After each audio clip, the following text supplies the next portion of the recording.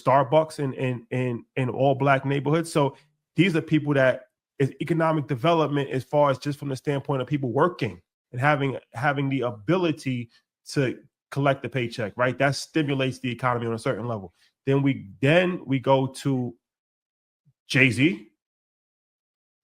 He said, I made more millionaires than the Lotto did. Wow. Dame made millions, Big made millions, Dame made millions. It's like Beans made millions. Okay. His track record, you gotta look at Rihanna, you gotta look at LeBron James, another black billionaire who's empowered Rich Paul, who's one of the number one sports agents in the world right now, who's empowered Maverick Carter, who's become a multi, millionaire on his own and killing it in media. The list goes on. Here's the thing. The list goes on. What you spoke about is black opulence, right? So here's the thing. No, that's not black opulence. That's black excellence. That's great. Black no, that's not letting me go though. No, right? Because what you did was you highlighted black opulence, great wealth, right? What you said was all black entrepreneurs are doing good because I said all. I said majority. Majority. So then even better. So even majority. When I'm asking who do we hire, we know the statistic. 85, if not higher, % of black entrepreneurs are solo entrepreneurs. They don't hire anybody else. If you do hire somebody, you're gonna hire a black person. If you're a black entrepreneur, you do hire somebody. 9 times out of 10, that person that you hire. How many people can't even do that? The majority of black entrepreneurs can't do that. Right, but that doesn't make them bad. I'm not saying they're bad. That doesn't mean that they have bad intentions. I'm not saying they're struggling financially. Exactly. That's but there are things you can give without I think what Keys is trying to highlight. I don't want to speak for you. I don't feel that. For God, I don't want to speak for you. No, he's good. Ian has a very radical side to him. Yeah, but I just think there was no systemic investment into the community. Why did it take for me in this show to come about to even give the secrets on investing? There was other people who could have did it. I talked to them. They flat out took some at conferences I met. They didn't want to do it. So I think to what Keys is like, it's great for some to develop and build businesses and enterprise, but it doesn't feel like from 2019 going back to 1990, there was a concerted effort to share the information that was needed in order to ascertain wealth. Yeah, all of what you name is black capitalism, right? But it's not black power. There's no economic center. There's no institution that comes out of that, right? There's no mass social impact that we can count. All of our statistics continue to go down and down and down. But because we can point to the few, right, it excuses the social good that we should be focused on. It's a reason why you can look at individuals who create massive impact without having a lot of money. And it ain't about the money per se. If we make money the measurement, then of course those guys are gods. You know what I'm saying? But if we talking about morals and consciousness and the value of a better society, the quality of life for the average human being, no, it's not getting better, right? If we look at, just black people, period, black men, period. If you know that black men are struggling with mental health, having the highest rate of disease, suicide, depression, anxiety, would you then come out with a product that adds to that? That tells me you don't care about the men. What product are you referring to? Any product of liquor, any product of gambling, any drug that you sell, any content that is meaningless without any meaningful agenda in it, right? That can stir the mind to think. Those are all products that contribute to the degradation of that society. But I will still clap for your excellence. Because I at least see myself in the ability to be able to create genius, but do I even have those opportunities? Because those opportunities are still outliers because you're not going to have the partners they have. You're not going to have the rooms that they have. You're not going to be given the contracts that they have. You understand me? But this idea of proximity to them feels something aspirational and obtainable, even though it's really not. Yeah. We had a conversation about that the other day, actually. Yesterday. Rashad, great counter, though. But it was even the contracts and the deals that they're getting at that level. Yeah, somebody's still undercutting that, saying like they don't deserve that much. We're not giving them that much. Yeah, why would you do that? Are you trying to get them ahead? And nobody, like, these are all people that I've been motivated by, inspired to. Like, let's say Tyler Perry. Tyler Perry is a complex individual, right? Because on one end, like I heard Mr. Farrakhan giving him praise about his movies. You understand me? And that made me like, man, maybe I'm being too judgmental. And then, of course, I love the fact that he's paying Taraji P. Henson money. That is great. Great as an individual, great as an actress. You know what I mean? She said that him and Oprah has bosses. So when she was talking about The Color Purple, she wasn't talking about him. Those are her words, right? But then you watch the movie, and I mean, it's a great trauma-filled movie, right? If we talking about, and I'm sure he does the studies and he has the psychological knowledge of this, right? His movies are like McDonald's. You know what I mean? It's not nutritious. You know what I mean? So if you own a bunch of McDonald's, you're gonna make a lot of money. Which movies? You know what I mean? I don't watch all of them. Only the ones that I've seen. Because Stro was a little bit different. A lot of the latest one was a bit different. Then the Madea, the Madea last series. One with, I didn't watch the one Madea series. You talking about the last one? Yeah. The last one, again, if I look at consciousness in America, how do you help people that have because complexity is consciousness. So you can grade it by people, music, media, economics, spirituality, right? A multitude of things. And you can look across that spectrum and say if it's low functioning or high functioning, right? Now, if you want to help those people, you have to be intentional. That means you have to feed them narratives that reframe the stories that's in their mind, and you have to give them futurism, right? That sparks their imagination so they can see themselves in the future. What we do is in hip hop and in media, we say we're creating stories that's reflective of the trauma of lived experiences. But that's not actually helpful to those people. What's helpful to those people is aspirational stories so they can see a new reality. So their imagination is fed on a different outcome, right, than the mental loop that they're stuck in the first place. So yes, I can relate to it. And when we can relate to things, it makes us feel familiar with it, which makes us feel for good. I see myself. But what did that do for the psyche and the consciousness? Movies are the most powerful, like this thing called narrative warfare, right? They utilize it in social media all the time. They utilize it in movies. The CIA was the first to utilize movies. They utilize music.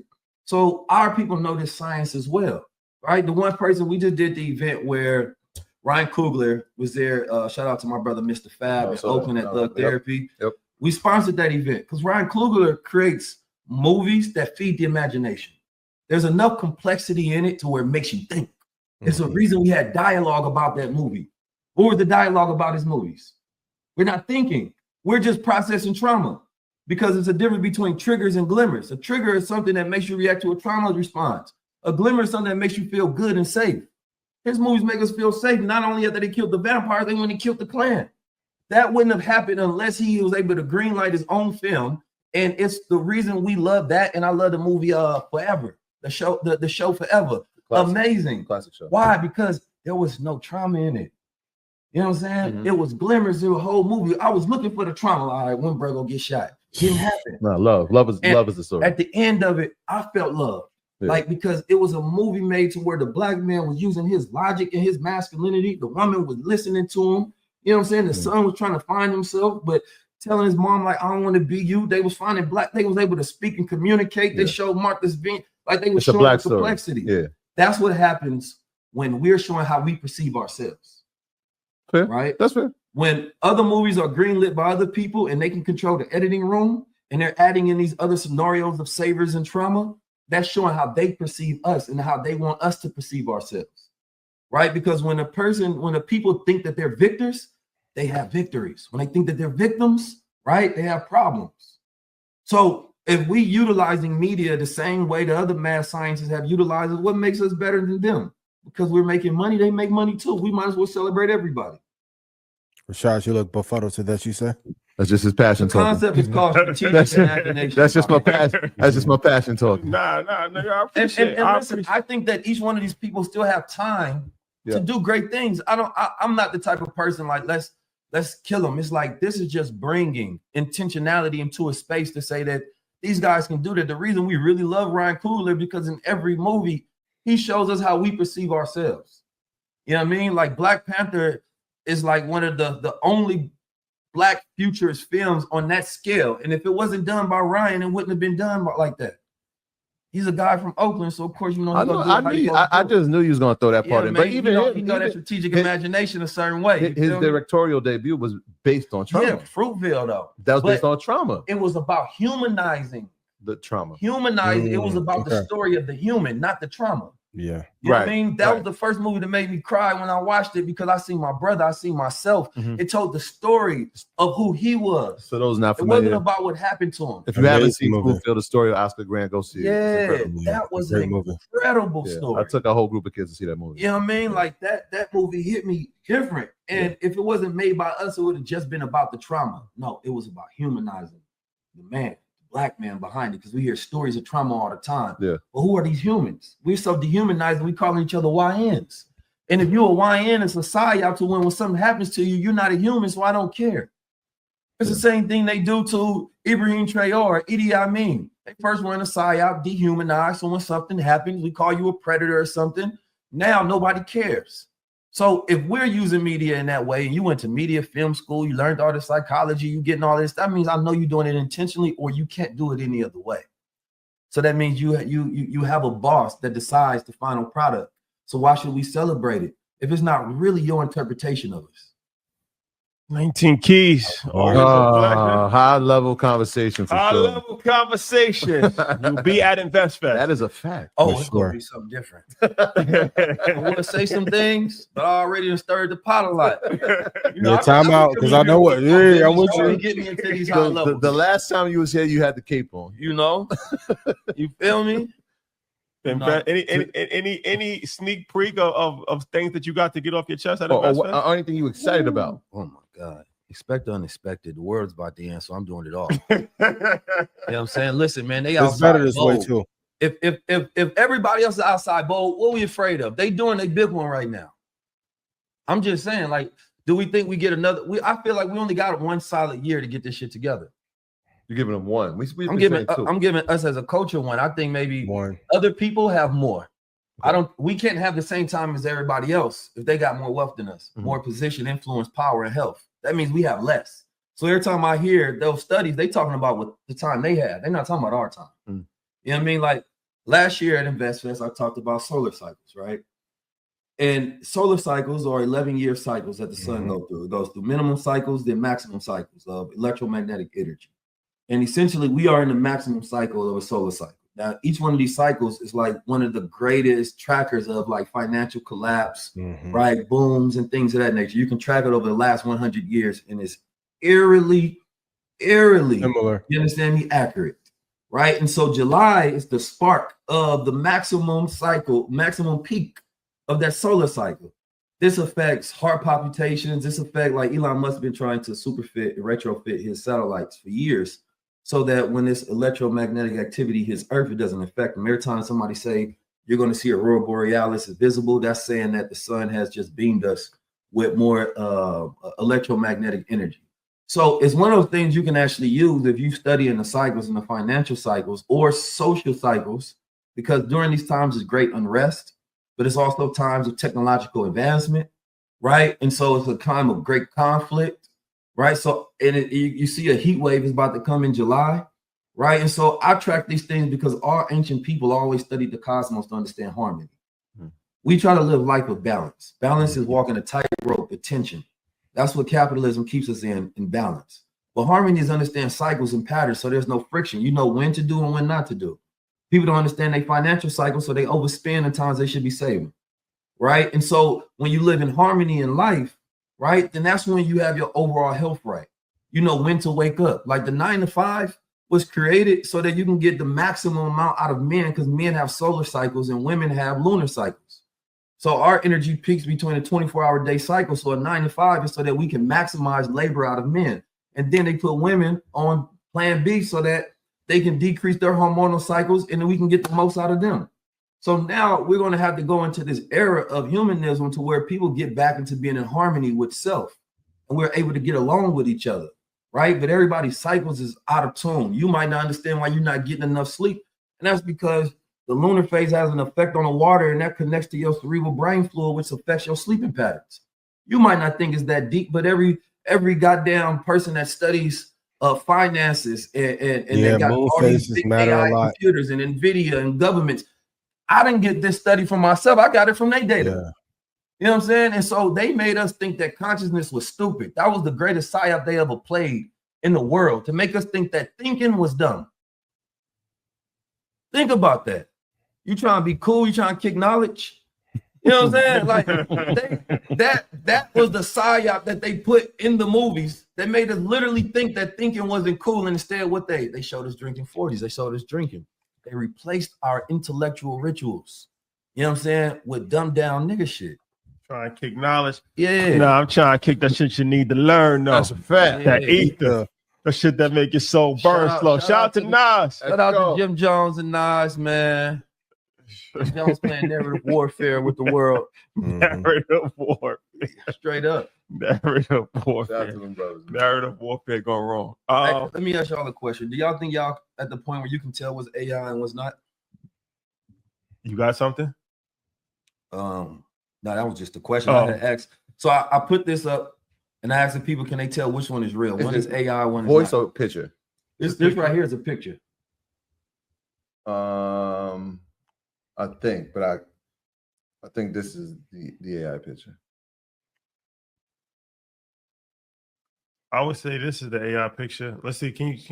Yeah, Ian, can you see that, Ian? Oh, he probably can't. No, I can't see it. You can't see that. I'm gonna text it to you. Yeah. Which one is it? I'm gonna go B. B is AI. Oh, you can look at my high level club on my Instagram. You'll see it's the last post. So let's see what percentage of people. 135 people said left, 121 people said right, 48 people said I don't know. So those are scary stats regardless. Yeah, we don't know. Right? 48 people just don't know. Yeah, right. And both of you all are taking a guess. Yeah. And trying to figure out which one it is. So we're at that space, regardless of how it goes, that is indistinguishable from being real. Yeah. Because you can't be 100% confident anymore. That means we don't know what reality is. And that's why I think like streamers are winning right now, because that's reality social, right? When we have reality TV and we're going to go into hyper social to where people want to feel and know things are real, right? But right now we're at that point to where the boomers don't know, the millennials don't know, the Gen Z don't know, Gen X don't know, betas don't know. You know what I mean? So we have to be careful with things right now because cognitive security is the most important and most dangerous threat to our culture right now, the manipulation of our beliefs and identities. That's a fact. And it's easy as ever just to put something on Instagram and just people just run with it. It's no truth to it at all. It's not even real. It's not, but it's like reality social. So we got Ian said right. Both of you all two said left. Yeah. So the answer is left. Left is AI. Left is AI. That's what it just looked too perfect. Yeah. That's why I said it. It looked. The pictures are tougher. The voice is a little bit easier to. The voice is easy to detect. Yeah. For now. For now, right. Until it's getting better though. Right. Exactly, because it learns its flaws. Right. Nikki posted something where she did a full video. I think it was. I watched that. Shout out to Nikki Saunders. Shout out to Nikki. It's getting close. It was really good. There was one voice piece that I was like, all right, nah. And one lip sync part, but yeah. But it was pretty good though. The brain is the battlefield of warfare, right? This is what NATO said on cognitive security. They're not telling people this. Yeah, I mean, but this is the one thing that they're afraid of the most in this AI world, right? These new hacks that come. This is why a person can be researching, I don't know, detergent, and then they end up finding a social influencer that leads them down a rabbit hole into one political cycle. Yeah. You know what I mean? And they didn't realize that they thought this was something natural that they came upon. And so most people think that, you know, they can tell when they're being manipulated and a psyop is being ran on them. And that's actually the people who are most susceptible to psyops because they're not hyper vigilant, right? So if you're always like a conspiracy theorist and thinking something has happened to you, you're the hardest person to trick, right? Because your mind is always thinking and putting this mental defense system up. And so like part of what we're doing on our tour is focusing on, you know, cognitive conditioning and creating this immersive experience because we have to go through this cognitive renaissance where people have clarity again and you know what's real, you know what's not, right? You know how to get into a deep focus, right? So I can tell you that when we go on Invest Fest, we definitely gonna have that as an aspect of it because we're living in an illusionary world. You know, my album coming out, my book coming out. We got the Supermind, so you can go to supermind.com. But you know, I appreciate y'all brothers having me on here. 19 keys, man. 19 keys. What's the website again? Supermind.com, man. Tabitha Brown said she loved it. Supermind.com. Your tickets to InvestFest 19 Keys will be in the building. Supermind will be in the building. Supermind Make sure y'all come. booth. We got something special for that presentation, man. If y'all thought my energy on the last few years was something, we ain't holding nothing back because there ain't no reason to. It's time, babe. Ain't no reason to, man. You know, every time my brother Ian say, man, Key, stop holding back. I promise you ain't gonna be none holding me back, man. It's now or never. That's how I feel on it.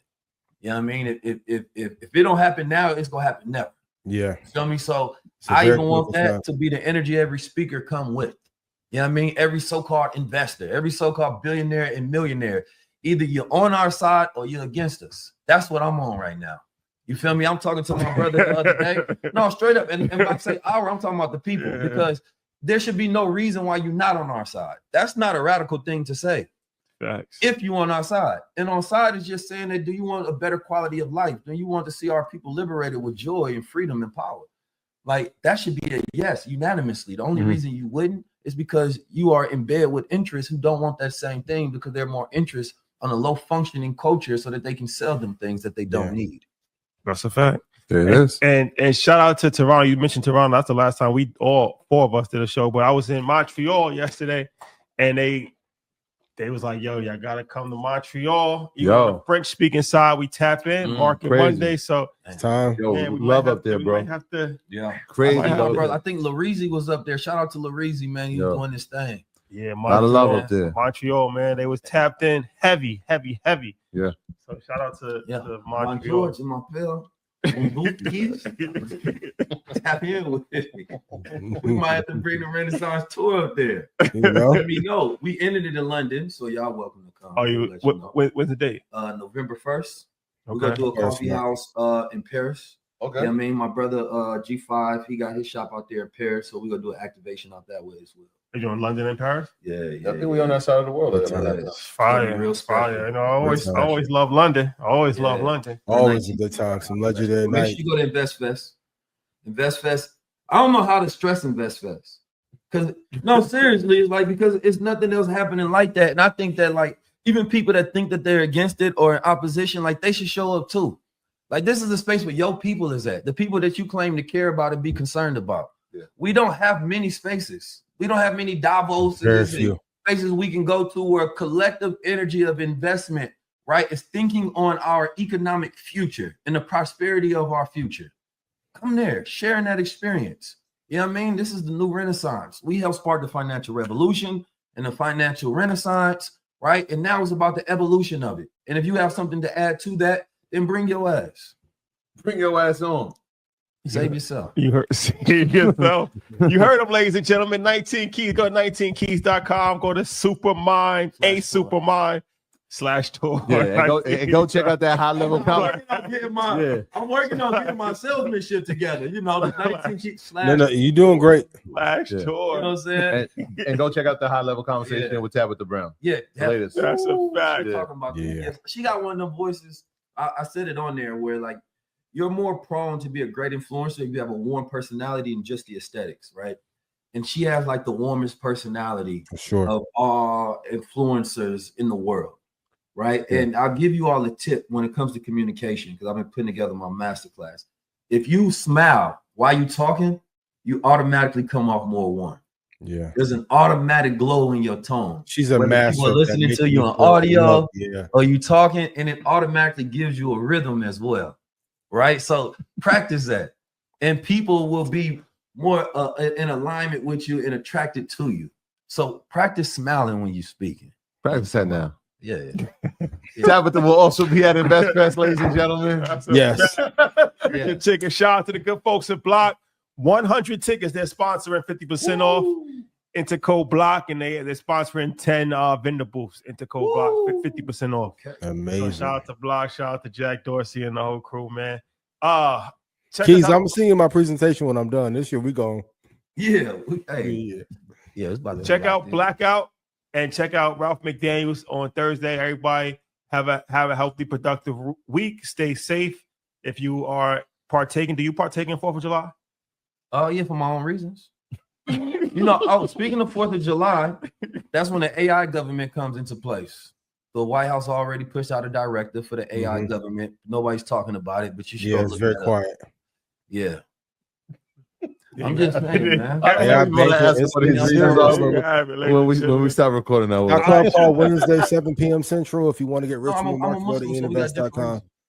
Oh, what'd you say, Ian? No, just Stock Club call 7 on Wednesday. If you want to get rich from the market, ininvest.com. The after conversation about to be incredible. All right, y'all. All right, man. Love is love. Y'all be good. Love.